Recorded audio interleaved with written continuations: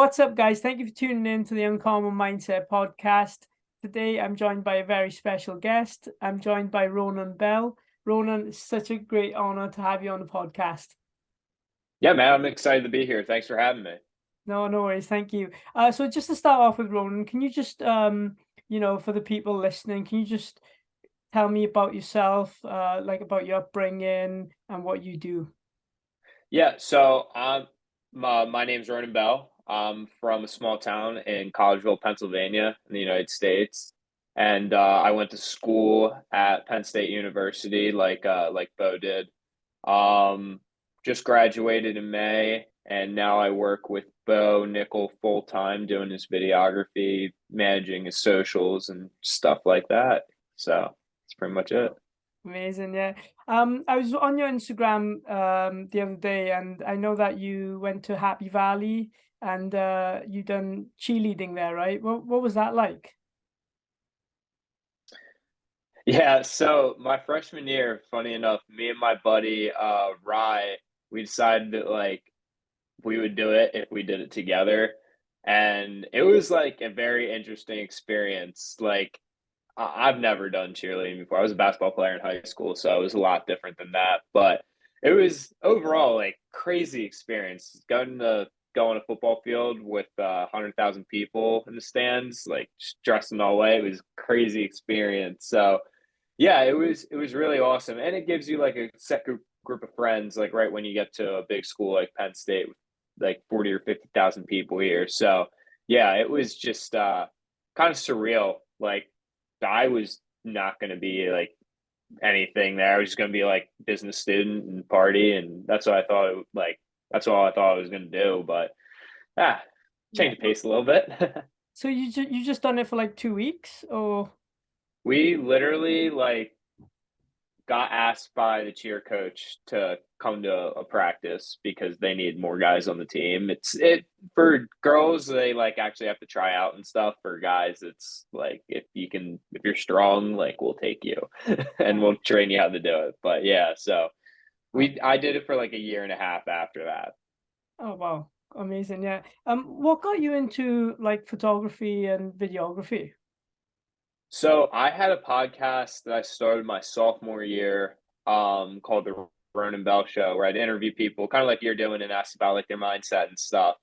And I did that for about a year. I had like 60 episodes, and there was a point where I was just like, you know what, man, editing a podcast is just real boring, and I did it over and over and over again to the point where I'm like, all right, let me try something a little bit different. So I started like making little highlight tapes for like some of my buddies that played football for free, and then I brought it to Penn State, started doing like grad photos and stuff. Ended up working with one of the guys up here. His name's John Broughton, who kind of took me under his wing and taught me a lot about kind of how to make a business out of what you're doing, not so much just a passion, kind of getting that mindset rather. And then yeah, so it was like I've only been doing this really for like 2.5 years, but I work really hard. I study a lot of, people like I saw that you do like jujitsu, so you probably study tape,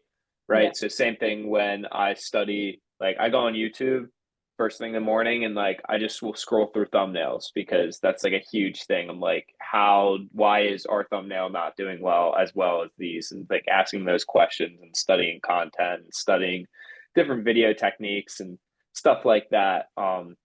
It you can make it as complicated as you want it to be, right? Like if you really want to take a deep dive, you can, but if you don't, you're just going to be average like everybody else. So, and that's not what I'm here to do. So, Yeah, no, of course. And obviously, as most people know that you work with, the likes of Bo Nickal. What was that like? Like, did he reach out to you or did you reach out to him? How did that work out? so I think it was August of last year, and originally I was working with John, and um, I met Bo through him and everything because we work with that company, Scrap Life, that Bo's a part of. And I got like a random text message one day from Bo, and it was like he never texted me. Like I was just like John's assistant, and he texted me, he's like, "Hey man, I was interested in someone like running my social, like follow me around, like blow me up and stuff." And uh that's how it kind of came to be. He texted me, we had a meeting, and we had like uh we vibed together, and you know, that's pretty much it. Like, and then I've been with him ever since August of last year. So coming up on a year of working together with him. But yeah, it's been a crazy ride ever since. Man, that's incredible. Yeah. What's he like? I can imagine him being a very fun person to be around. Yeah, Bo's a very good. All the guys in our group are just like real good older brothers to me. Like I'm only 22, so uh, being in college at 22 years old, you know, there's like a very easy path that everyone goes down, like partying and stuff like that. But they kind of showed me that you don't have to do that, and you kind of can be just you can be a workhorse and you know still have fun doing that. But overall, Bo's super humble dude. Um, you know, really like call it. Yeah, I would just say overall, like super humble dude, like very down to earth. Doesn't like he treats everyone like he wants to be treated, kind of thing. I think he really applies the golden rule to everybody, and yeah, overall, like I could not ask for like a better boss to, and you know, guy to hang around for and videotape for hours on end. So Yeah. No, amazing. I actually watched the recent video you done on him, and it was actually incredible. Like the production on it, the whole angles, just everything, all the content was amazing. So yeah, no, good job on that. yeah, I appreciate it, man. Thank you. No, it's okay, no worries. And obviously working with Bo has created a lot of opportunities for you, right? Is there anything that like stands out, any opportunities that's happened recently? For me, so much. I work with a lot of the companies that Bo's a part of. So like, when he signed a deal with Better, I started working directly with them, and they've been great to me ever since. Just Better's like a big media company. They also do sports gambling and stuff here in the United States, and they're partnered with Jake Paul.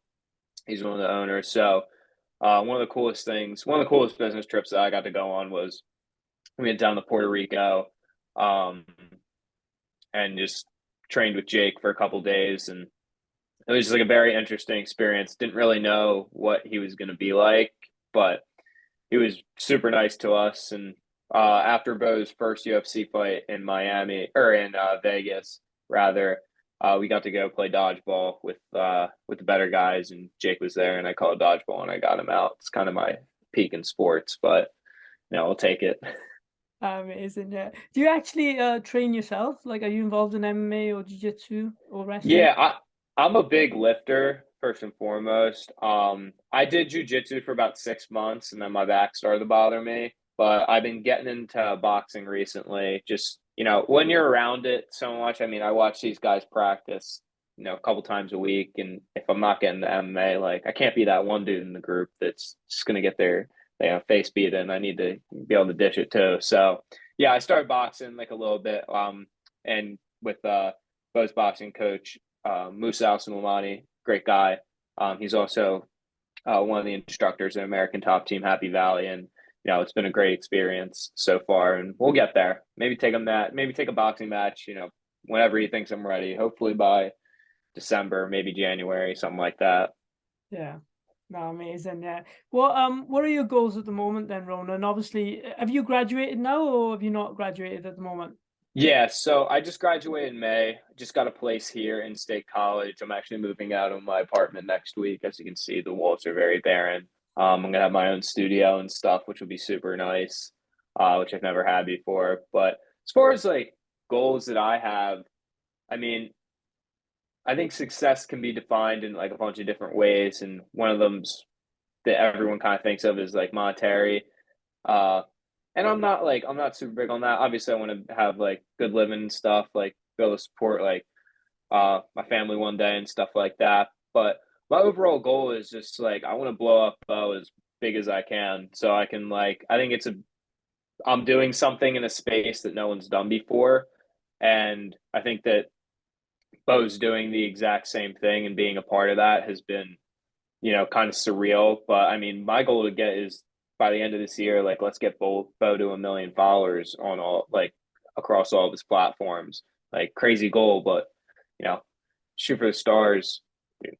It's what I've always done. It's always led me in the right direction. So yeah, I mean, I just goals. My goals in general are just kind of like a rather or bigger than most people. I really want to buy my mom a G wagon one day, but I don't know when that's going to be.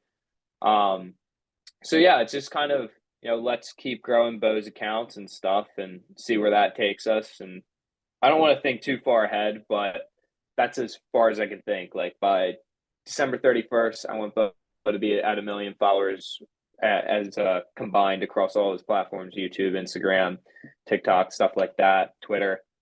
But yeah, that's as far as I think that's as far as I can think into the future right now. Hmm. Yeah, no, that's amazing. I'm gonna clip this moment, and then once it hits December 31st, then you're at 1 million subscribers, and you'll be like, "Oh, look." That's awesome. Yeah. Okay. And also obviously, getting involved in videography and photography and things like that, it can be expensive, right? What was that process like for you? Like, was your parents very supportive in that process? Did you have to do everything yourself? So my parents have always been super supportive of me no matter what I've done, but like I've always kind of brought it upon myself to be able to do stuff on my own, like be dependent or be an independent. So when I first started, like my videography, I actually did a customer support job, like answering phone calls, helping old people with their phones, and like that's how I made like all the money to buy my first camera. So and I just kind of went from there and kept getting bigger and better equipment. As you progress, bigger deals come in and you'll be able to afford more things that you actually want. But yeah, my parents have supported me a lot. But I would say that like I would not be giving myself the credit if I say like I did not work really hard for, you know, to be able to afford the stuff that I wanted to afford and stuff. Yeah. And what do you think has been the hardest part of doing the job that you're doing at the moment?